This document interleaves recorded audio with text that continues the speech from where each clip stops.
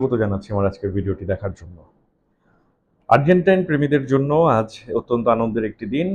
আজ ভোরে আর্জেন্টিনা ২০২৬ বিশ্বকাপের তাদের গ্রুপ পর্বের প্রথম ম্যাচে আলজেরিয়াকে ৩-০ গোলে পরাজিত করেছে এবং আরও যেটা আনন্দের বিষয় সেটা হচ্ছে মেসি ভক্তদের জন্য, সেটা হচ্ছে যে মেসি হ্যাটট্রিক করেছে আজকে। বিশ্বকাপে মেসির সম্ভবত এই একটি বিষয়ে যেটা রেকর্ড ছিল না বা যেটার অ্যাচিভমেন্ট ছিল না, আজকে কিন্তু মেসি সেটিও করে দেখালো। আসলে মেসির বিষয়টা বলতে গেলে অনেক কথা চলে আসে। কারণ মেসির জীবনটা কিন্তু আসলে হচ্ছে বিচিত্রময়। মেসি কিন্তু ২০১৬ সালে অভিমানে, রাগে, কষ্টে মেসি কিন্তু অবসরে চলে গিয়েছিলেন। মেসি যখন অবসরে চলে যান, ঠিক তার আগে আর্জেন্টিনা ২০১৪ এর বিশ্বকাপের রানার্স আপ হয়। ফাইনালে গিয়ে জার্মানির কাছে হেরে যায় শেষ মুহূর্তে এবং পরপর ২ বার কোপা আমেরিকার রানার্স আপ হয়, অর্থাৎ ফাইনালে গিয়ে চিলির কাছে পরাজিত হয়। তো এমন একটা পরিস্থিতিতে আসলে মেসির উপর মিডিয়া এবং হচ্ছে গিয়ে মেসি ভক্ত যারা, তাদের বিভিন্ন কটু কথায় মেসি আসলে হতাশাগ্রস্তই হয়ে পড়ে। পরবর্তীতে আর্জেন্টাইন ফুটবলও আসলে আ হতাশাগ্রস্ত হয়ে পড়ে এবং এক পর্যায়ে কোচ থেকে শুরু করে ফুটবল ফেডারেশনের সভাপতি সবাই আসলে দেখা যায় যে তারা পদত্যাগ করে। তেমন পরিস্থিতিতে মেসিও অবসরের ঘোষণা দিয়ে স্পেনে চলে যায়, বার্সেলোনায় চলে যায়। সেখান থেকে কিন্তু আজকের আর্জেন্টাইন দলটা এবং মেসি এভাবে ঘুরে দাঁড়িয়েছে। আর্জেন্টিনা গত বছর বিশ্ব চ্যাম্পিয়ন হয়েছে এবং মেসি কিন্তু একের পর এক রেকর্ড করে যাচ্ছে। কেন এই কথাগুলো বললাম? আসলে এই কথাগুলো বলার কারণ হচ্ছে একটু এই আর্জেন্টাইন দলটার পেছনে একজন কারিগর আছেন। একজন কারিগর আছেন, তার বিষয়টা বলতে গিয়ে আসলে আজকে আ এই কথাগুলো, এই প্রসঙ্গগুলো এভাবে বলা। তার নাম আমরা আসলে আ খুবই কম মানুষ জানি। আ সেই লোকটারই আসলে মূলত অবদান আর্জেন্টিনার এই দলটার পিছনে আজকে। আ সেই লোকটার নামটা একটু পরেই বলছি। কিন্তু ব্যাপারটা হচ্ছে যে ২০১৬ সালে মেসি যখন হচ্ছে অবসরের ঘোষণা দিয়ে চলে গেলেন এবং আর্জেন্টাইন ফুটবল ফেডারেশন ভেঙে গেল। তো তখন হচ্ছে আর্জেন্টাইন ফুটবল ফেডারেশনটা মূলত চলত হচ্ছে আসলে ফিফার আ তত্ত্বাবধানে। তো যেটা হয়েছে, এমন পরিস্থিতিতে আ আর্জেন্টাইন একজন আ কোচ আছেন, যিনি ওরকম কোনো নামকরা কোচ নন। তিনি আসলে ওরকম কোনো নামকরা ব্যক্তিত্ব নন, খেলোয়াড়ও ছিলেন না ওরকম কোনো নামকরা। কিন্তু তার একটি আ গুণ ছিল, সেটা হচ্ছে তিনি ফুটবল রাজনীতিটা খুব ভালো করে বুঝতেন। আ তার নাম হচ্ছে এডুয়ার্দো আ বুররোজা।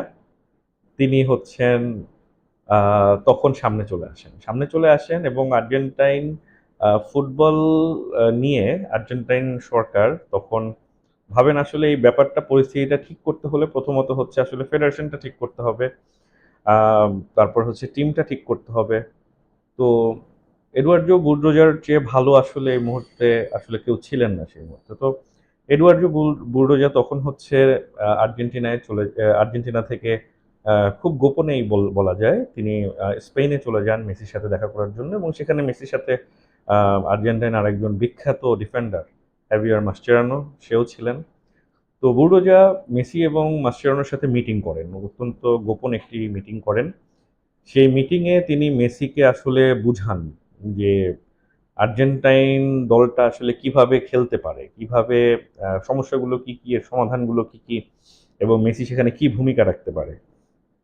এই সবকিছু বোঝানোর পরে আ তিনি ওখান থেকে আবার খুব গোপনেই আর্জেন্টিনায় চলে আসেন এবং মিডিয়াতে এই ব্যাপারগুলো আসেনি। তবে পরবর্তীতে বুলডোজার সংবাদ সম্মেলনে আ কি কথা হয়েছে মেসির সাথে সে বিষয়টা আসলে পরিষ্কার করেছেন। আর যেটা হয়েছে মূলত আ মেসিকে তিনি মানসিকভাবে উদ্বুদ্ধ করেছেন তার ফিরে আসার জন্য। আর আরেকটি ব্যাপার এখানে আরেকজনের কথা না বললেই না, সেটা হচ্ছে ক্রিস্টিয়ানো রোনালদো, যিনি হচ্ছে মেসির চিরপ্রতিদ্বন্দ্বী বলা যায়। একসময়কালের বিশেষ করে ২০১৬ সালে তো বটেই। তো রোনালদো আসলে হচ্ছে অত্যন্ত গুরুত্বপূর্ণ ভূমিকা রেখেছে। কারণ হচ্ছে রোনালদোকে একবার সাংবাদিকরা প্রশ্ন করেছিলেন মেসির অবসরের ব্যাপারে। তো রোনালদো তখন আ মেসির পক্ষেই আসলে উত্তরটা দিয়েছিলেন। যেটা আসলে খুবই ভালো লেগেছে মেসি ভক্তদের কাছে এবং মেসিও আসলে আ হয়তোবা আমার ধারণা মেসিও হয়তোবা রোনালদোর সেই কথাটা শুনে মেসিও হয়তোবা আবেগ আপ্লুত হয়ে পড়েছেন এবং মেসিও আসলে ভিতর থেকে বুঝতে পেরেছেন রোনাল্ডো বলেছিলেন যে একজন প্লেয়ার পেনাল্টি মিস করা মানেই যে তিনি খারাপ প্লেয়ার তা না। তো অবসরের সিদ্ধান্তটা মেসির অত্যন্ত কঠিন ছিল, এ ধরনের একটি কথাই তিনি বলেছিলেন। আমার খুব স্পষ্টভাবে মনে পড়ছে না এখনো। যাই হোক, এ ধরনের কথাই ছিল আর কি। তো যেটা হয়েছে, রোনাল্ডোর এই কথাটাও একটা বড় ভূমিকা রেখেছে, তবে এডুয়ার্ডো বুর্ডোজার ভূমিকাটা আসলে সবচেয়ে বেশি। তারপরে পরবর্তীতে এডুয়ার্ডো বুর্ডোজা আহ, আর্জেন্টাইন টিমটা গঠন করেন। মেসি অবসর থেকে ফেরত আসেন এবং হচ্ছে পরবর্তীতে 2018-তে টিম মেক করে 2018 বিশ্বকাপে অংশ নেয় আর্জেন্টিনা। সেই বিশ্বকাপ আর্জেন্টিনা ভালো করতে পারেনি, আমরা দেখেছি সেখানে। কিন্তু পরবর্তীতে স্কালোনি আবার যখন কোচিং এর দায়িত্ব নেন, তখন কিন্তু আসলে 2022 সালে কিন্তু আর্জেন্টিনা বিশ্ব চ্যাম্পিয়ন হয়েছে এবং মেসি কিন্তু দুর্দান্ত পারফর্ম করেছে সেই বিশ্বকাপে। আর সেই আর্জেন্টিনাই কিন্তু এখন ধারাবাহিকভাবে পারফরমেন্স করছে। যেমন আমরা যদি বলে থাকি যে গত 67টা ম্যাচের যে হিসাব আর্জেন্টিনার, তার মধ্যে আর্জেন্টিনা সম্ভবত 2টি বা 3টি ম্যাচে পরাজিত হয়েছে, বাকি সবগুলোতে কিন্তু আর্জেন্টিনা অপরাজিত এই দলটা। আর এই দলটা একটা পরিবারের মতো হয়ে খেলে, এটা মেসির পরিবারের মতো হয়ে খেলে এই দলটা। সো আহ, এই দলটাকে হারানোটা একটু কঠিনই। আর এই দলটাকে যেভাবে স্কালোনি গড়ে তুলেছেন, সেখানে আসলে কোনো ধরনের কোনো ছাড় দেওয়ার সুযোগ নাই। স্কালোনির যে স্টাইল, সেই স্টাইলের মধ্যে যেই খেলোয়াড় পড়বে তাকেই তিনি দলে রাখবেন। বাট একজন খেলোয়াড় অনেক ভালো খেলে কিন্তু সে স্কালোনির স্টাইলের সাথে যাচ্ছেন না, তাকে কিন্তু স্কালোনি আসলে যে 26 জনের যে স্কোয়াড, সে স্কোয়াডের মধ্যে রাখে না।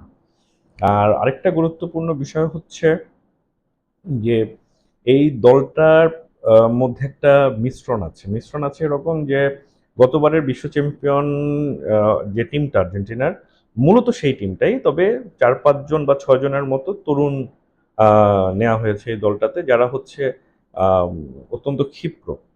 যারা হচ্ছে অত্যন্ত ক্ষিপ্র, তারা মাঠে প্রচন্ড পরিমাণ স্পিডে দৌড়াতে পারে এবং তাদের স্কিলও অনেক ডেভেলপ। যেমন নিকো পাজের কথাই যদি বলি, অসাধারণ একজন প্লেয়ার। তো সেই হিসেবে হচ্ছে কি এই দলটাকে আসলে হারানো যে কোনো দলের জন্যই কঠিন।